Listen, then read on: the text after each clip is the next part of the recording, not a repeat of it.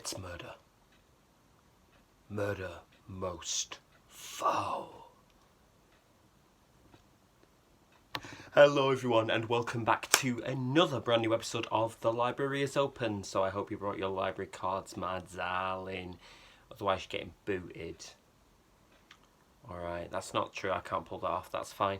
Yeah, so here we are again, in another location.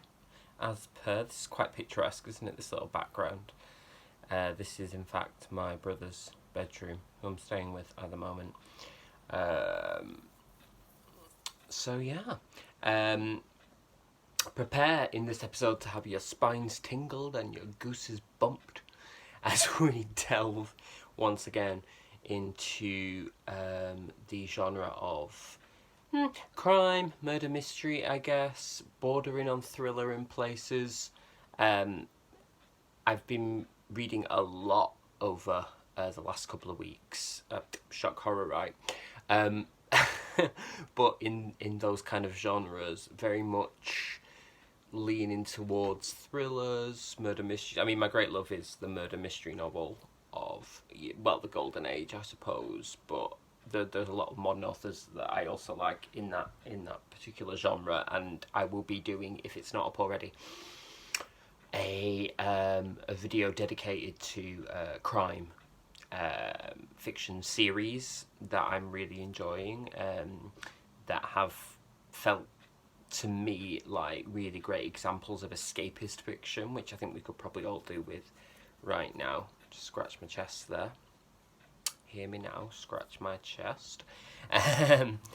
And these are the books I'm going to talk about today. Are two that I picked up, not necessarily in preparation for that video, but they seem to me to represent the two sort of extremes of the spectrum of that particular genre of fiction, and I thought that's quite interesting to put them in like conversation with one another, as it were. Stunted conversation, obviously, murder mystery conversation. And just to see if that enhances the reading experience or if it has no effect whatsoever. Either is fine. So, of the two books, the first one I wanted to talk about today was this one. Try and get it without glare there. Hopefully you can see. This is The Cutting Season by Attica Locke. And the second, this was my daytime book. Was there any need? My daytime book, as it were, because I do sort of, sometimes I do, like, I'll read one book during the day and one book at night. I'm weird, it's fine, let's just go with it. So my nighttime book was this one, of Murder, Muses and Me by Claudia Chibici. I think the pronunciation is Revneanu. I'm going off the pronunciation of Keanu and hoping that that's right, but if it is wrong then I do apologise.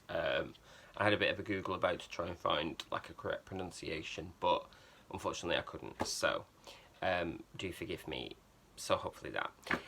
So let's just talk about The Cutting Season first. Now, The Cutting Season has all the elements of this sort of classic murder mystery, as it were, but very much with a contemporary edge, by which I mean to say both are set in modern times, but I think in terms of vibe, style, you know, there are differences, and The Cutting Season is very much of the I don't know what you call it, bordering on thriller kind of writing. That's something people like Patricia Cornwell or maybe Karen Slaughter, Nick French, people like that, where, you know, the prose just feels more contemporary, and oftentimes in contemporary murder mysteries the writing often feels more televisual almost, in terms of how it's structured, in like scenes and cutaways, and so on and so forth, which is not a criticism of the novel, because I really, really enjoyed this. I'll tell you a little bit about it. So our main character is Karen Gray, who is the general manager of a former plantation in Louisiana called Bellevue, which is fictional.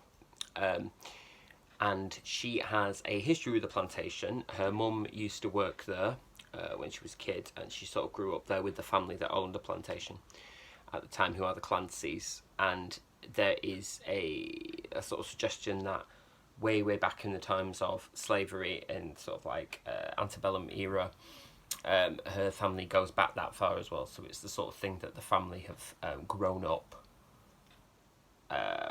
both literally and metaphorically, on this plantation. Now, she's had a child called Morgan, who's quite a precocious, uber bright little girl. And she separated from the dad, Eric, who is a lawyer.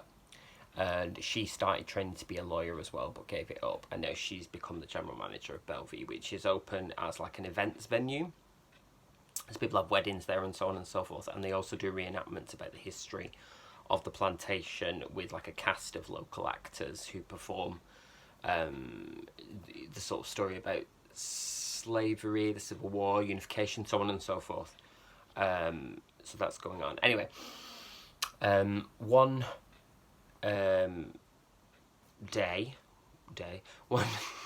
night. Oh yeah, I should also mention the plantation borders a development by a company called Groveland, who are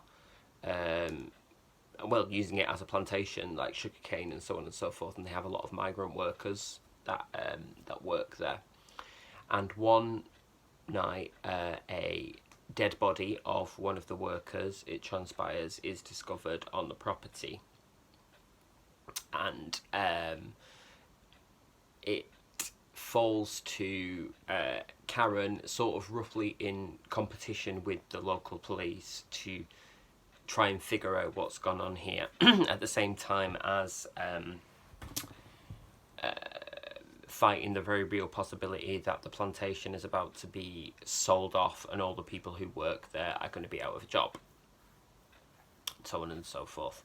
But there's also complications from the past, and the history of people who worked on the plantation, where there's a sort of secondary murder plot, as it were, or the suggestion of that.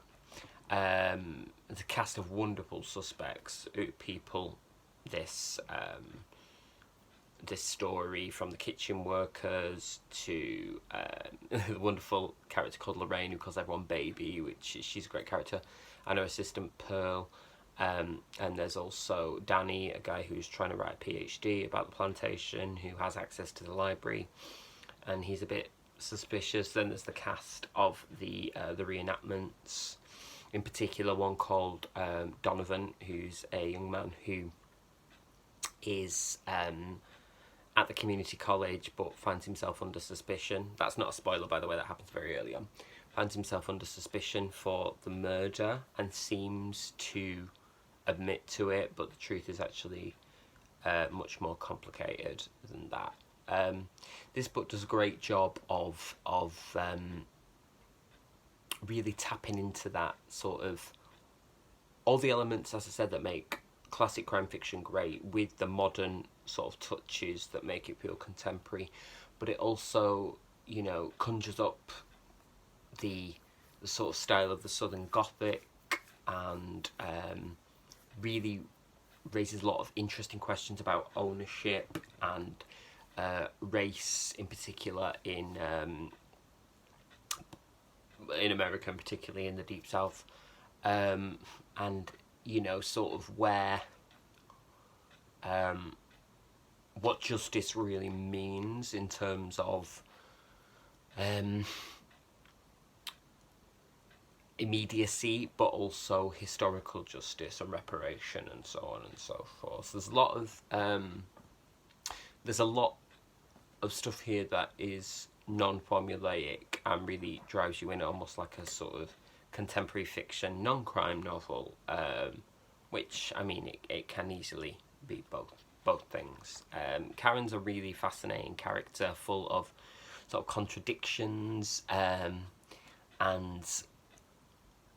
her relationships to the people around her and to her past, which we sort of access via sort of her reminiscences. They're not flashbacks as such, are really, really interesting, give this novel a lot of depth. It's also really interesting as well, being called The Cutting Season, how it touches on you know, that relationship between race relations in the past and immigration and refugee issues now, as well as the ongoing, you know, anti-racist narrative, and sort of manages to do that without ever feeling preachy or like it's trying to hammer home a point. There's something really, really interesting. One thing I would like to point out as well is just the beautiful picture of Attica Locke. I love it when books have like a full page for their author's photograph. Beautiful picture of Attica Locke there in the back. It's gorgeous. That's a personal thing that I just really enjoy. Anyway, she has written also 4 other novels. I believe it's 4 other novels, all of which deal with the South and policing or crime in one form or another. So I definitely want to read more of those. But this is really, really, really recommended. By contrast, of Murder, Muses and Me is beautifully old-fashioned, and that's not a criticism. What I mean by that is the prose style and the sort of whimsical nature of the plot really harkens back to an earlier time in crime fiction, and that's definitely to its credit. It gave me it put me in mind a little bit, in some respects, of authors such as Alexander McCall Smith, I suppose, in a way, with the Number 1 Ladies Detective Agency. Also, who else?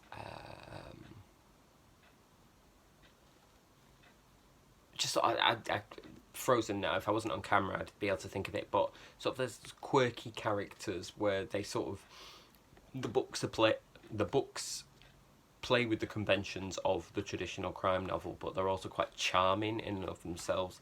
Yeah, that's a good word, that charming, for what this book is. So I'll tell you a little bit about it. So our main character is Rosalind, who is a PhD student who's writing about the ideas around mortality in the novels of her very favourite writer, Mark Drubenheimer, who is represented by her dad, Frank, who's like a literary agent. Anyway, she has this awful boyfriend called Matt, who there's some quite funny scenes with him, and you know, we get the impression quite early on that she suffers a little bit with anxiety or low self-esteem. That's not hammered home, but you know, it's sort of implicit in the text. And her mother died a fair few years ago, just after giving birth to a little brother, Othello, which I thought was a nice touch, little Shakespeare names there. And she unfortunately discovers one day that her favourite writer, Mark, has committed suicide. He's taken his own life. And Rosalind can't believe this. She doesn't think that that's what really happened. She believes that Mark has been murdered.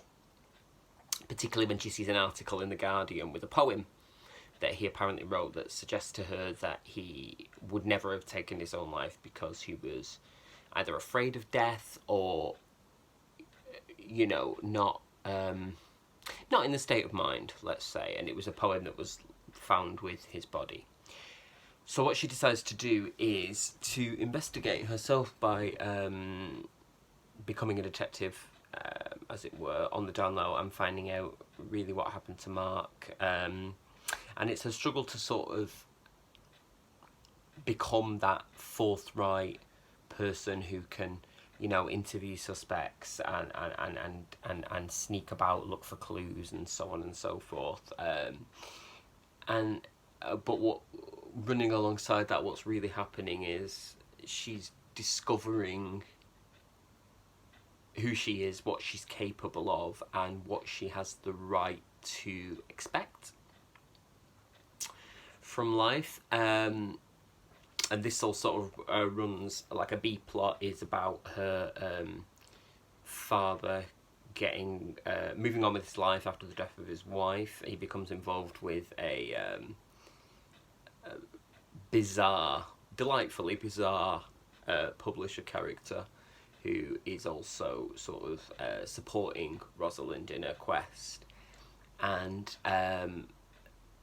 also about how he copes with the fact that his star author is not going to be able to produce many more novels, and so that's quite nice that there's that sort of dual narrative, although I must admit it's Rosalind's that I was most interested in.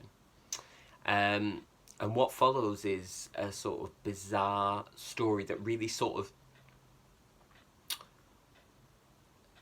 skirts around the rules of what we're allowed to call murder mystery, because there absolutely is murder, but how can I say this without spoiling it, but it isn't the kind of murder that you might expect from the premise. It's also very twisty. In particular, I will just say, the last chapter, I was like, clever. Did not see that twist coming at the end. There's a sort of meta quality to it in a way. I can say that, I think, without spoiling it. Yeah, I really appreciated that as I got to the end. But, you know, sort of talk about the complete other end of the spectrum from the cutting season. What a gorgeous novel. I'd love to spend more time with these characters. I worry that it's probably just a one-off novel, because sort of where we finish up is quite conclusive. That's not to say there couldn't be a sequel, and I would love it if there were, but I suspect it may be a standalone. Although, just look at that beautiful cover design. That's gorgeous, isn't it? There's some beautiful touches throughout this, actually, that I wasn't necessarily expecting, because you'd be forgiven, I think. Well, debatably. I think sometimes with things that I would class this as more sort of cozy crime, at least in appearance, and I think sometimes there's this assumption that, much like, I guess what I might call fast fiction, which is stuff that you pick up at the airport, that there's a bit of a snobbery about it in terms of they can't have profound things to say about life or through their characters, but actually there's some beautiful, beautiful touches in there. Rosalind's character, for instance, is obsessed with classics, as in classic books. There's a really interesting sort of like mini plot line there with some discrepancy in reprints of classical works, and you know, she actually has a lot to say about reading, what reading does, what reading can do, the thoughts and emotions it can inspire, and I think she really manages to tie that quite skillfully into the quite sad, really, story of someone learning to love themselves, you know, after, you know, a personal tragedy and being mistreated by some of the people in their lives. There's definitely, I tell you what, there is an element of a little bit of Eleanor Oliphant in Rosalind, not explicitly, but there's definitely something there that that sort of brought that kind of style of writing, I suppose, to mind. I really, really enjoyed it. It was a fabulous bedtime book. I stayed up quite late actually finishing it last night, in fact, and I have no regrets. Je ne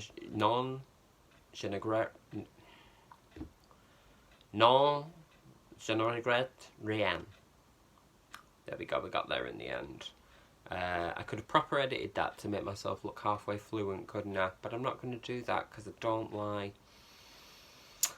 And yeah, so yeah, really enjoyed both of these for very different reasons. And you know, as I say, the sort of, sometimes I think the reductive way that we talk about genres of fiction, and I completely get it because you have to classify them somehow, doesn't always give the best overview of, or the best insight into what they're A, capable of, and B, what they actually consist of. So, you know, loved both of these. So once again, that is The Cutting Season by Attica Locke, and Of Murder, Muses and Me by Claudia Chibici-Revneanu.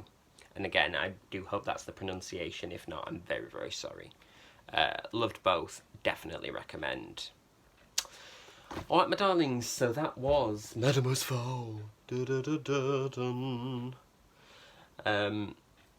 I hope you enjoyed that episode. What do you think about crime fiction? What's your favourite kind of crime fiction? Do you go for more golden age authors, such as Agatha Christie, Dorothy Sayers, people like Freeman Willis Croft, or do you edge more towards contemporary, or perhaps it's a mixture of the two? Do let me know, and keep your eyes out, if I haven't posted it already, as I say, for my Cozy Crime for Troubled Times video, when I'll be sharing some of my favourite feel-good crime fiction series with you all. I also had an idea the other day, actually, that what I might like to do in the future is a subscribers, let's call them library members, question times. If you do have any questions you'd like to ask me, you'd like me to answer in the future in a video, they can be either personal, work related, about my own writing or teaching, or about books. Any of those is fine. Do please drop them in the comments, and I will get around to making a video about that soon, at some stage of the coming months.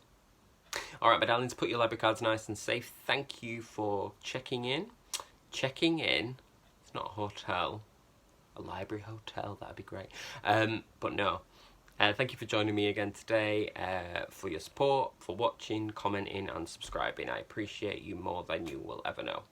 Much love to you all. Stay safe. Mwah. Oh, murder face to finish.